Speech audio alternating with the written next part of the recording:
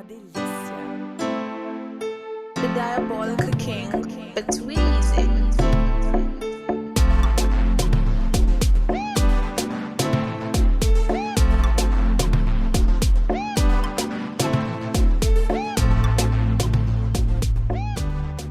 Salut à tous de mon plus beau sourire, je souhaite que vous vous portez tous bien. Aujourd'hui je me suis rendue à Rivière-Laure, c'est un quartier de Fort-de-France, à la rencontre de personnes qui s'occupent d'une association. Avant d'en parler, je vais donc saluer mes invités. Bonjour monsieur Cyr Chélin, bonjour Josette Chélin, comment allez-vous ? Nous on va bien et je vous remercie de vous être déplacés pour venir jusqu'à nous. Vous parler de notre association et de la maladie amylose. Merci aussi à tous les téléspectateurs qui ont la joie de vous voir et de connaître ce qui se passe chez nous, en particulier dans notre association qui s'occupe des personnes qui ont l'amylose. Bonjour Josette, je le disais, comment ça va ? Moi aussi, ça va. On profite un peu de notre retraite et du lieu où on habite, qui est un lieu de campagne sur les hauteurs de Fort-de-France. Donc on va bien. On essaie de s'occuper avec cette association qui parle de cette maladie. Et moi je suis secrétaire, puisque la maladie a eu des conséquences sur les mains de mon époux, donc je suis ses mains. Oh, c'est un bienfait d'être ses mains très chères. Pourquoi je l'ai dit, en général, quand on épouse quelqu'un, on épouse ses bienfaits, mais aussi tout ce qui ne va pas avec. Et pour ça, je vous en remercie, très cher. Si tu es donc président de cette association qui porte un nom, quel est son nom ? Alors cette association, effectivement, je suis donc le président et cette association s'appelle Acacia. C'est-à-dire c'est une association caribéenne qui vient en aide aux personnes atteintes d'amylose dans la Caraïbe, aux Antilles-Guyane, mais dans la Caraïbe d'une manière générale. Elle existe depuis combien de temps ? Depuis 2021, un peu entre les deux crises de Covid, ce qui fait que ça fait 2 ans qu'elle existe. Elle a été créée donc au mois de mai 2021. Cette création est issue de la rencontre que nous avions avec le cardiologue qui s'appelle donc Jocelyn Inamo, qui est professeur de cardiologie à l'hôpital de la Ménard, et également avec le docteur Aïssatou Sinaté, qui est neurologue, et également avec un autre neurologue qui est le docteur Rémi Bélance. Donc tout ce petit monde, ils interviennent donc au CHU de la Ménard, dans un centre de référence sur les maladies rares, en particulier l'amylose, qui est le CERCA. Est-il vrai que l'amylose est une maladie rare, très peu connue par le monde médical ? Alors c'est ça, c'est presque un paradoxe. Effectivement, c'est une maladie rare, mais en fait, elle n'est pas si rare que ça, somme toute, simplement parce qu'on n'a pas... les gens ne se manifestent pas et les gens ne savent pas que c'est ça. Ils ont un certain nombre de symptômes, mais ils ne savent pas que c'est ça. Mais effectivement, elle est inscrite dans le cadre des maladies rares, comme bien d'autres. Voilà ce qu'on peut dire pour le moment. Quels sont les symptômes de l'amylose ? Juste précédemment, j'entendais Josette dire quelles étaient tes mains. D'accord ? Donc, tu as l'amylose. Effectivement, je suis donc porteur de cette maladie héréditaire. Parce qu'en fait, c'est mon père qui l'avait. Ensuite, il y a eu ma sœur et j'ai 2 frères qui ont eu l'amylose et qui, malheureusement, aujourd'hui sont décédés. Soit directement, soit indirectement du fait de cette maladie. Mais si, ça a dû être très très dur pour eux, parce qu'il n'y a pas longtemps qu'on reconnaît l'amylose. Voilà, ils ont vécu des choses très très dures. Ils ont vécu des choses très difficiles, en particulier mon père, parce qu'on ne savait pas que c'était ça.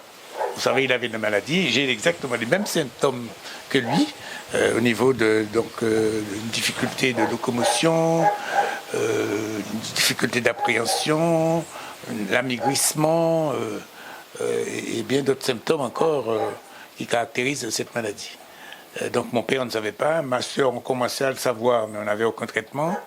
Et puis à partir de mes 2 autres frères, effectivement, on a commencé à avoir un traitement, mais ils n'ont pas tellement eu le temps de prendre ce traitement, qui fait que, voilà. Et moi, j'ai eu cette chance, effectivement, d'avoir vécu. C'est une chance d'avoir vécu dans cette famille, je sais que c'est ça. Et lorsque j'ai décrit mes premiers symptômes, donc aux médecins qui avaient eu déjà affaire à mes parents, ils ont dit probablement c'est ça. On va quand même faire le diagnostic. Et effectivement, c'était fatal. J'étais porteur de l'aminose et ça s'était manifesté. Parce qu'on peut être porteur de la maladie sans pour autant que ça se manifeste. Comment justement ça s'est déclaré? Alors, on a parlé de ceux qui sont malheureusement partis. Ils sont dans les étoiles, ils montent en fil à haut, comme on dit. Mais comment ça s'est déclaré pour toi? J'étais en mission en Guyane, parce que j'ai parti à la retraite relativement tôt et j'ai monté mon cabinet de consultant.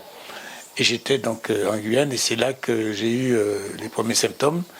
Une chute de poids mais phénoménale. Tardivement donc. Oui, j'avais déjà 70 ans que ça m'est arrivé, parce que j'en ai aujourd'hui 78. Tu ne les fais pas. On me le dit. Mais j'étais un grand sportif dans le temps. J'étais un sportif et puis bon. Ah, peut-être que ça a joué. Il est important de faire du sport, une petite parenthèse. Tout à fait. Mais je pense que ça a joué énormément. Donc, vers les 70 ans. Oui, ça m'est arrivé donc à l'âge de 70, en 2015 exactement, 2015. Et donc, j'ai perdu 10 kilos. 10 kilos d'un coup, comme c'est même. Je me suis dit, mais qu'arrive-moi même, pas à comprendre. Et puis donc quand je suis venu à Fort-de-France, donc d'abord à Pointe-à-Pitre, puisqu'on habitait à la Guadeloupe à l'époque, Pointe-à-Pitre, je me suis dit qu'est-ce qui se passe? Alors comme j'avais déjà des contacts avec le CERCA, donc ce centre de référence des maladies rares et singulièrement de l'amylose au CHU de Fort-de-France, donc j'ai tout de suite contacté le médecin qui m'a dit bon ce que je vous ai dit tout à l'heure, on va faire le test, puis ces tests là quoi. Donc c'était une chute de poids, ça s'est manifesté par une chute de poids et puis la fatigue que je n'avais pas avant alors que j'étais toujours dynamique, etc. Donc mais comme j'avais déjà vécu avec mes parents qui avaient cette maladie, je me suis dit bon d'ailleurs m'en prie en ça, voilà. Donc ce qui fait que je pense que contrairement à mes frères et à ma sœur et à mon père, j'ai eu cette chance de ce qu'on appelle l'errance diagnostique. Assez rapidement le diagnostic a été fait et j'ai été pris dans un protocole de soins au niveau de la MENAR. Et ce protocole de soins, à mon avis, est très très intéressant puisque ça me donne la possibilité de vaquer encore mes occupations, même si la maladie se développe encore, parce que les traitements qui existent ne guérissent pas, mais ont pour effet de ralentir de façon très sensible l'évolution de la maladie ou de la stabiliser. Donc je pense que je suis porteur de l'amylose, mais avec les traitements et l'entourage que j'ai, la maladie s'est stabilisée. Et je peux encore vaquer à certaines de mes occupations, certaines, pas toutes. Alors ici, on est entouré de verdure, c'est magnifique. Tu vaques à tes occupations. Est-ce que tu fais du jardin? Que fais-tu exactement? Alors voilà, hélas, le terrain est en pente. Alors quand j'étais en Guadeloupe, la maison qu'on habitait à Petit-Bourg, qui était plat, je pouvais encore vaquer à certaines occupations de jardinage. Ici, c'est une mission quasiment impossible et c'est mon grand malheur parce que je pensais que, prenant ma retraite, j'aurais pu bénéficier de tous les arbres qui sont plantés ici. Vous avez un châtaignier, des bananiers, toutes les formes de bananiers, il y a des prunes de Cythère, il y a des tamarins des Indes, enfin bref, des caramboles, enfin, toute bagaille, toute bitin. Malheureusement, je ne peux pas y faire parce que c'est un petit peu en pente. Alors, je regarde parfois les fruits tomber et j'ai parfois mes enfants ou des amis quand ils viennent, des orangers, des bananes, des orangers. Est-ce toi qui les as plantés? Il y a une partie qui a été. Alors, c'est une maison familiale, c'est la maison des parents de mon épouse, la famille Branché qui habite Rivière-Laure, très connue à Rivière-Laure. D'ailleurs, que moi, M. Branché, il m'a pas M. Branché, moi, c'est chez donc, la plupart des arbres ont été plantés par nous, mais il y a quelques vestiges que son père avait plantés, notamment un oranger Washington qu'on tient particulièrement, qui est à côté, et puis un certain nombre de bananiers qui sont là, qui sont de son père. Tu en jouis, et ça c'est tant mieux. Oui. D'accord. Quels sont les bienfaits de la nature sur ta santé? Alors c'est bien fait parce que là aussi, donc vous avez vu que on a construit un petit peu, enfin réaménagé une partie de la maison pour que ça soit tout plat, partout plat, pour que quand je me déplace, je n'ai pas des escaliers à monter, que je n'ai pas trop de choses à faire.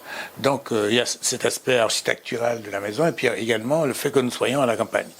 C'est très intéressant parce que bon, je peux, même si je peux pas, je jouis des fruits, etc. Même si je peux pas aller faire le jardinage comme je veux, mais je vois mes plantes. Je dis tout le temps, mais ni un régime figue là, le bagage j'essaye, ni un jardin qui tombe là, le bagage j'essaye. Voilà. Donc et puis j'ai mes tortues, j'ai 4 tortues, c'est l'animal fétiche de mon épouse, mais bon, j'aime bien également regarder mes tortues vaquer, aller, venir, etc. Voilà. Donc, d'être à la campagne, je pense que c'est très intéressant pour que je puisse accepter un peu plus ma maladie et puis faire.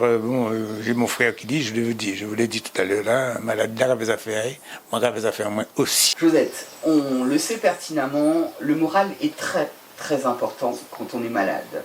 J'aimerais savoir si Cyr, selon toi, a le moral.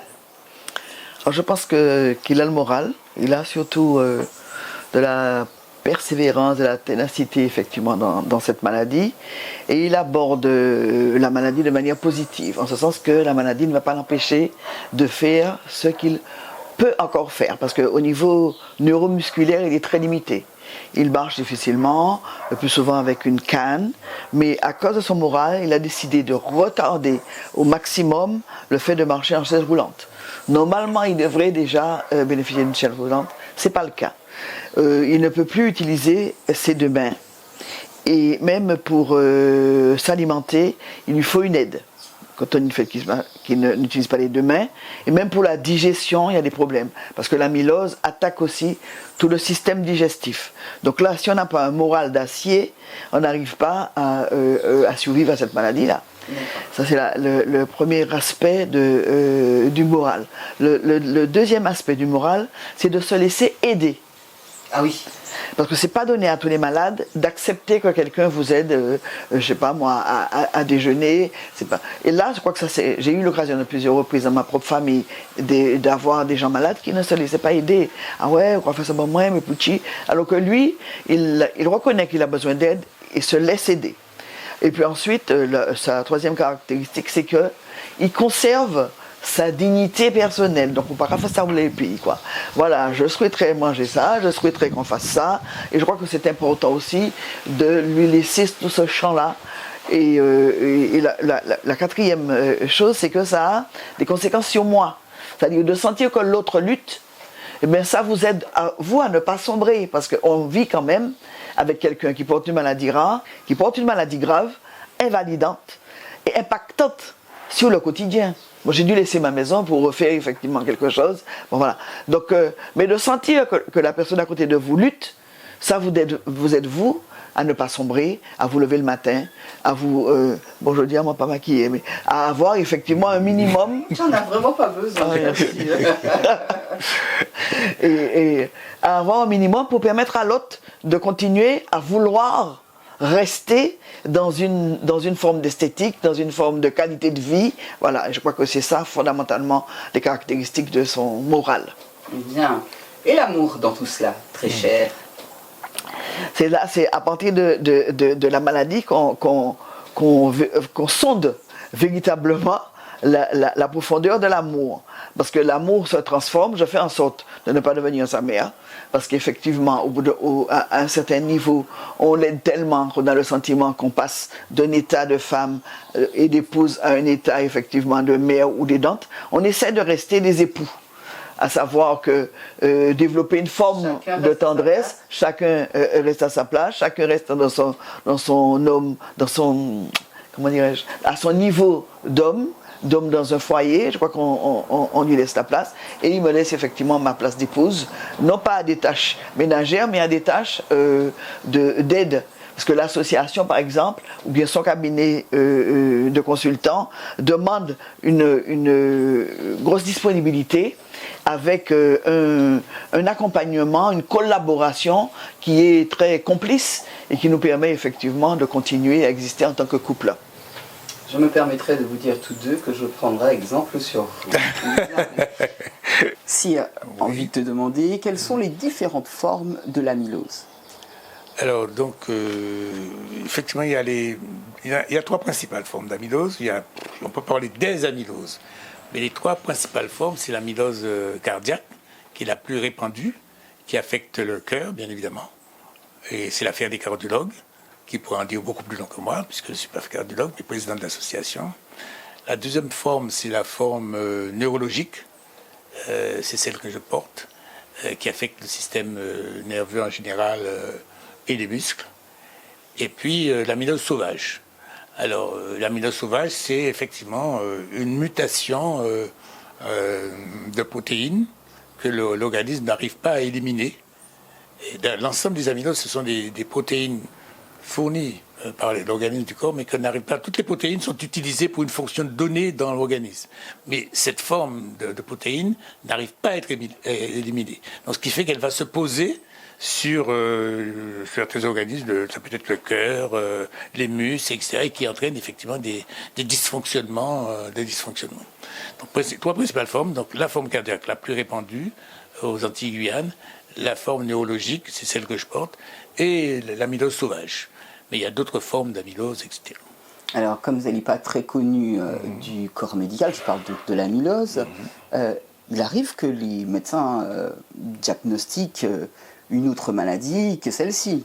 Tu en as déjà entendu parler ? Oui, c'est-à-dire qu'en fait, les médecins de ville ou les médecins de famille ne sont pas très informés de l'ensemble des maladies rares, si ce n'est que celles qui sont déjà très connues. Mais l'amylose en particulier, ce n'était pas une maladie tellement connue du corps médical, si ce n'est que par des spécialistes, les neurologues, les cardiologues, effectivement. Mais de plus en plus, les médecins de ville, avec un certain nombre de symptômes, notamment le fait que lorsqu'on est opéré du canal carpien, ça peut être un indice. Ce n'est pas nécessairement qu'on soit porteur de l'amylose, mais on constate que les personnes qui ont amylose ont eu une opération du canal carpien. Voilà. Et puis d'autres, effectivement... Tu as eu l'opération ? Oui, les deux. Ah oui, j'ai eu les deux. Ça a tardé, je les ai eu aux environs de 30, 40 ans, donc au moins 20 ans après, voilà. Mais les docteurs, les spécialistes nous disent, les cardiologues et les neurologues nous disent qu'effectivement, l'opération du canal carpien est un indice non négligeable du fait qu'on soit éventuellement porteur. Mais là encore, comme je l'ai dit précédemment, on peut être porteur sans pourtant que ça s'exprime, ça se développe. Donc, voilà. Alors, cette association existe déjà depuis un bon nombre d'années. Tu en es le président. Quelles sont les vraies valeurs de cette association ? D'abord, que le malade soit acteur de sa maladie. Il soit acteur de sa maladie, ne se laisse pas effectivement aller en disant « ouais, un malade n'en peut pas faire rien », comme ça.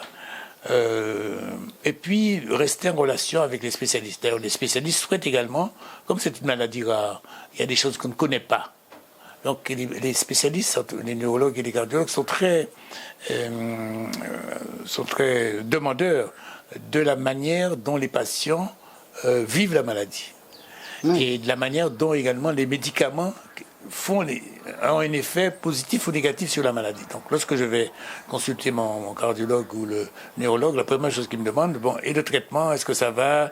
Est-ce que tu as des diarrhées ? Est-ce que tu n'as pas de diarrhée ? Tu as de la constipation ? Comment ça va, etc. Donc c'est important effectivement que le malade, le patient, la famille restent en relation avec les spécialistes pour dire un petit peu leur ressenti par rapport à l'évolution de la maladie et par rapport aux effets des médicaments. Tout à fait normal. Et puis ensuite, pour avoir un certain nombre d'activités, des personnes qui sont porteurs de cette maladie, que l'on se rend compte, qu'on puisse discuter chacun, parce que chacun vit la maladie de façon différente. On est unique. Voilà. On est unique. Chacun est singulier et porte la maladie de façon complètement différente. Et lors de notre manifestation du 4 novembre à l'occasion de la journée mondiale de l'amylose, effectivement, un certain nombre de personnes porteuses de la maladie ont eu à s'exprimer. Il y a un patient qui a la même maladie, l'amylose neurologique, et qui disait que il continue à faire son jardin, mais c'est un espace plat. Il continue à monter dans un oranger. Alors là, tout le monde était étonné qu'il puisse le dire, et moi, on ne peut pas monter dans pièce-pied-bois. Donc voilà. Donc cette association, c'est cela. Donc être acteur de sa maladie, être en relation avec les spécialistes et rencontrer les malades et les autres aidants familiaux pour savoir comment chacun vit la maladie et comment chacun accepte d'être aidé ou de se faire aider. Alors, lors de cette manifestation du 4 novembre, je n'y étais pas. Je voudrais savoir comment ça s'est passé. Mais pas contre toute attente, parce que nous avions quand même fait une information assez importante au niveau des médias. Une communication, une communication importante. Nous avons une bonne soixantaine de personnes qui se sont déplacées pour venir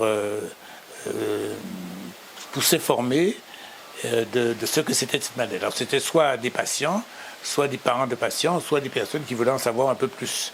Des personnes qui avaient quelques symptômes, qui avaient entendu parler de ça et qui sont venues. Et nous avons eu des prestations extrêmement intéressantes donc, du cardiologue, le professeur Inamo, qui a un peu parlé de ce qu'était l'amylose cardiaque, du docteur Aïssatou Signaté, qui a fait un exposé remarquable sur l'amylose. Et puis ce qui était intéressant, c'était le témoignage des paramédicaux. Donc le kiné, l'infirmière, ils ont témoigné de la manière, de la relation qu'ils essaient de mettre en place avec le patient et avec les dents. Et puis nous avons également des témoignages de patients, mais des dents. Donc tout ceci a fait un petit maillage d'informations qui a, à mon avis, satisfait l'ensemble des participants. Et nous avons reçu ensuite un certain nombre de messages disant que c'était une chose intéressante et qu'il fallait refaire.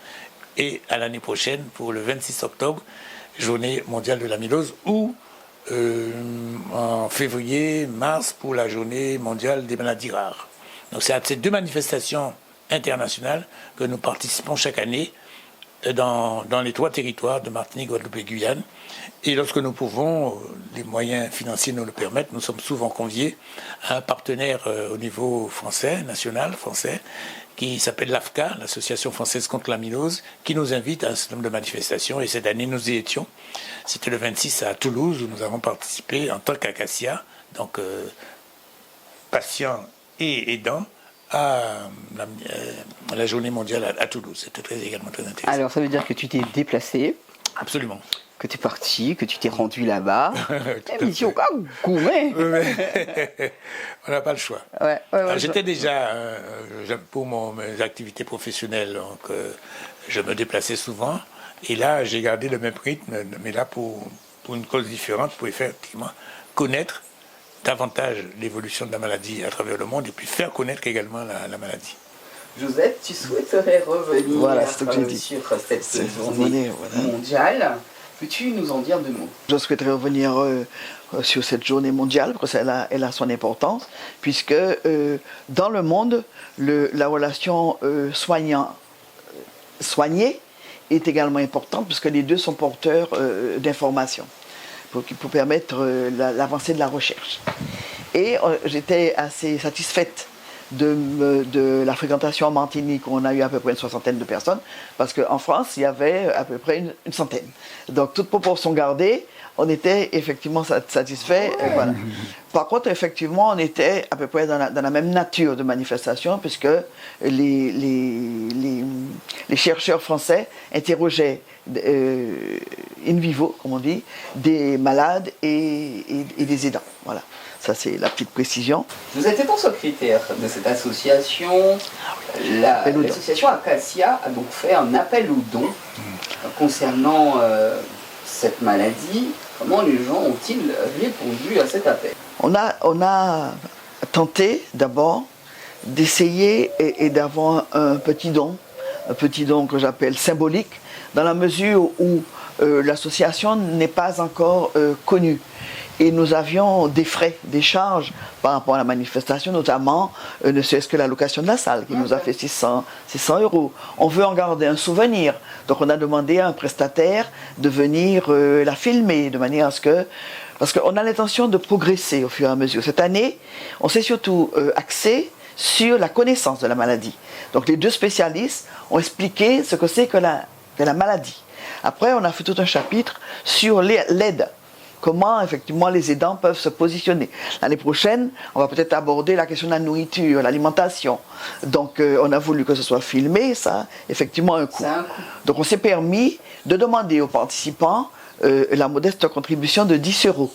Donc, on considérait que le fait de participer, c'était déjà une forme de don et d'engagement par rapport, effectivement, aux malades. Et puis, il y en a, parmi ceux qui sont venus, qui ne se sont pas contentés de ces 10 euros, mais qui ont mis 50 euros, 100 euros, 300 pour l'une d'entre elles. Donc voilà, on n'a pas fait un appel aux dons national ou au niveau de la Martinique, du pays, mais ceux qui ont voulu participer nous ont aidés, ce qui fait que pour le bilan de la manifestation, on est légèrement déficitaire, mais on est quand même satisfait parce que bon, on est un tout petit peu à l'équilibre. Vous l'avez remarqué, quand à chaque fois je reviens à Josette, il y a beaucoup d'amour. Pourquoi légèrement, satisfaction, bonheur d'apporter. Moi, c'est ce que je dénote chez toi. Et c'est tout naturel, apparemment, ça vient de ton cœur. Il n'y a pas à chercher. Cher aussi, comment parents, familles, professionnels de la santé et les entreprises en Martinique peuvent-ils vous aider, vous et votre association? D'accord. Bon, alors, la première aide, ce serait donc les institutionnels. Je vais parler du rôle régalien de l'État. Donc l'ARS, si elle veut nous aider, il faut qu'elle puisse éventuellement, pas éventuellement, il faut qu'elle finance le projet que nous allons présenter. C'est déjà parti. La collectivité territoriale, effectivement, a également un rôle à jouer dans l'aide. Donc ça, c'est pour les institutions politico-administratives.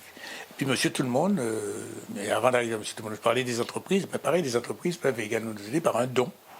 Un don, donc, lors de nos informations par-ci, par-là, nous disons effectivement que le don peut être fait, et les gens peuvent effectivement faire déduire ça de leur impôt, en nous donnant une attestation, effectivement. Et puis alors ensuite, les patients et les aidants peuvent adhérer à l'association. Donc en adhérant à l'association, il y a une cotisation, et puis on participe peu ou prou à certaines manifestations que nous réalisons. Et puis Monsieur Tout-le-Monde, pareil, Monsieur Tout-le-Monde peut nous aider en donnant un don de ce qu'il peut. De ce qu'il peut. Voilà comment...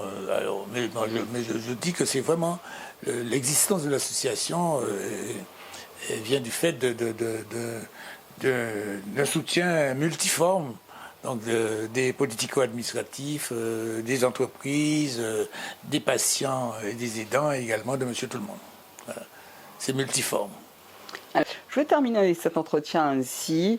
Sachez une chose, ça qui est arrivé hier jeudi, puis il vaut demain.